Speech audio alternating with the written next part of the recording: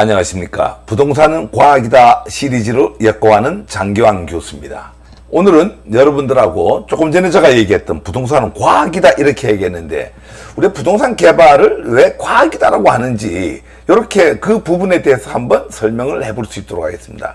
부동산은 요행이나 뭐 이런 경우가 아닙니다. 절대적으로 과학적으로 작동한다라고 하는 거죠. 그래서 부동산은 여러분들 잘 이런 얘기 많이 들어봤을 거예요. 아는 만큼 보인다. 부동산 공부를 해야 돼요. 아는 만큼 보이는데 오늘은 부동산이 왜 과학적으로 작동하는지 여기에 대해서 얘기를 한번 나눠볼 수 있도록 하겠습니다. 먼저 이 부동산이 과학인 이유에 가장 중요한 부분은 세력이 아닌 시장의 영향을 받는 경제체제라고 합니다. 이 부동산은 뭐 여러분들 잘 알다시피 경제학의 한 분야입니다. 그래서 경제를 알아야지 이 부동산을 알 수가 있는데 제가 위에서 얘기했던 대로 세력이 아닌 시장 중심으로 움직인다라고 하는 거죠. 이거를 뭐 여러분들이 일반적으로 부동산을 얘기할 때 증권하고 많은 비교를 하는데 여러분들이 알다시피 증권이라고 하는 것은 세력 중심의 시장입니다. 잘 아는 것처럼 개미 투자자 세력이 있고 기관 투자자 세력이 있고 외국인 투자자 세력이 있죠. 이 세력이 서로 물고 물리는 이런 가운데서 증권시장이라고 하는 게 형성이 된다라고 하는 거예요. 이 증권은 아주 비과학적입니다. 물론 뭐 이쪽에 그 기관 투자자들이나 외국인 투자자들은 이제 애널리스트가 충분한 분석을 해갖고 이제 접근을 한다, 과학적이다 이렇게 우길지는 몰라도 늘 이 개미 투자자는 그러니까 이쪽에 이 세력 중에서 외국인 투자자와 기관 투자자는 이제 소수의 이제 큰 금액을 갖고 움직이다 보니까 시장을 움직일 수 있는 어떤 에너지가 있는데 개미 투자자는 전혀 그렇지 못하다라고 하는 거죠. 또한 개미 투자자는 전문가도 아니고 이러다 보니까 외국인 투자자나 기관 투자자를 따라갈 수밖에 없는데 그 세 세력 간의 싸움에서 늘 질 수밖에 없는 구조다.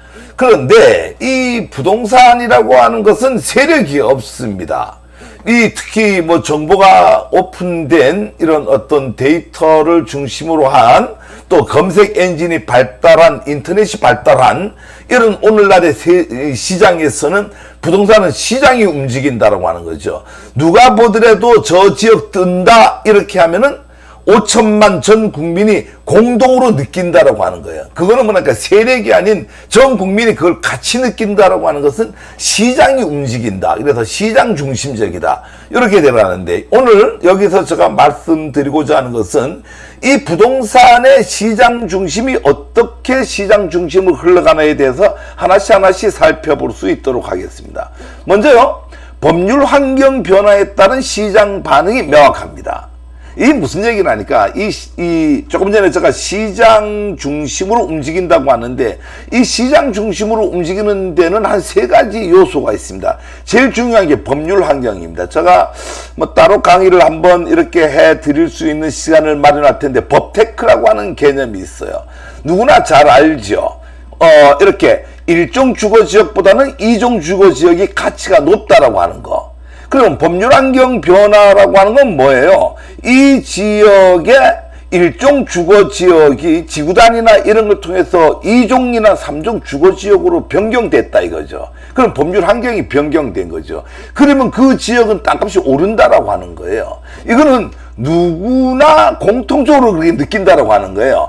1종에서 2종이나 3종으로 늘어나면은 건폐율과 용적률이 늘어나기 때문에 어떤 건물을 지을 때보다 연면적을 넓게 지을 수 있다라는 공통된 인식이 있기 때문에 그런 지역은 무조건 땅값이 오른다라고 하는 거예요. 예를 들어서 법률환경 이런 변화가 있을 수 있죠. 지금 현재는 그린벨트, 즉 제한개발구역으로 묶여 있는데 이 법률환경이 제발지환경에 풀린다. 뭐 여러분들 표현대로 하면 그린벨트가 해제된다 이러면 그 땅값이 어떻게 되죠? 무조건 오른다라고 하는 거예요. 이거는 뭐 변화가 없어요. 5천만 누가 보더라도 그린벨트가 해제가 되면은 같이 오른다. 그건 같은 생각을 시장이 다 하고 있다. 이래서 이런 어떤 시장의 반응이 명확하다라고 하는 거하고 두 번째로는 정책 환경 변화에 따른 시장 가치의 변화가 없다. 이거는 무슨 말이니까 시장은 가치 중심으로 움직이죠. 가치 중심으로. 그래서 정책 변화에 따르면은 부동산은 반드시 어떤 가치가 변경된다라고 하는 거예요. 그러니까 뭐 때로는 뭐 여기에 낙골당이 들어온다 이렇게 되면 어떻게 되겠어요? 가치가 떨어지겠죠. 그건 누구나 공통적으로 느낀다라고 하는 거죠. 시장 가치라고 하는 개념이에요. 예를 들어서 여기에 지하철역이 들어온다 이러면 어떻게 되죠? 무조건 오른다라고 하는 개념이에요. 이건 시장이 움직이기 때문에 뭐 오를 수도 있고 안 오를 수 있다 이런 거 없어요. 그래서 이 정책이 예를 들어서 고속도로가 신규로 새로 난다, KTX가 만들어진다, 지하철이 생긴다, 이런 어떤 신도시가 만들어진다, 산업단지가 만들어진다, 이런 정책 환경의 변화가 있는 지역의 땅을 산다라고 하면 무조건 인상이 되고 오른다라고 하는 개념이에요. 그래서 이런 어떤 개념들은 뭐 그럴까 말까 이런 게 아니고 전체가 대한민국 전체가 한꺼번에 그런 생각을 하기 때문에 시장 중심으로 움직인다. 이렇게 보시면 되고요. 세 번째로는 이제 시장 환경 변화에 따라서 이제 가치가 변화가 됩니다. 즉 시장 환경이 어떻게 변하죠? 뭐 예를 들어서 가만히 있는데 우리 집 옆으로 갑자기 뭐 롯데백화점이 들어오는 거예요. 시장 환경이 변하는 거죠. 상업 인구가 많아진다라고 하는 것은 회소성이 강해집니다. 여러분들 집 옆에 롯데백화점 들어와 봐봐요. 집값 무지무지 오르잖아요. 뭐 편리성 때문에도 오르지만 그것보다도 가장 부동산에서 봤을 때는 회소성이 강해지기 때문에 오른다라고 하는 거예요. 이 부동산 속성입니다. 그럼 회소성이 강해진다라고 하는 개념은 뭐죠? 뭐 이런 겁니다.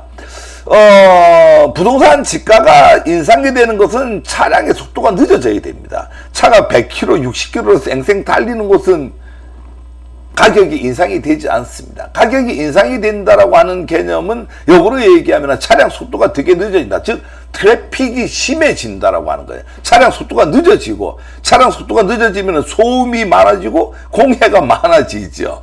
그 다음에 이제 뭐 엄청 살기가 좀 불편해지죠.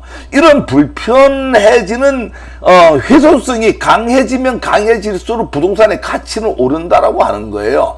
즉 뭐 예를 들어 농촌보다는 대치동이나 압구정동이 훨씬 더 훼손성이 강하잖아요. 교통 트래픽이 심하고 소음이 심하고 뭐 이런 어떤 뭐 매연이라든가 이런 게 많아진다라고 하는 거죠.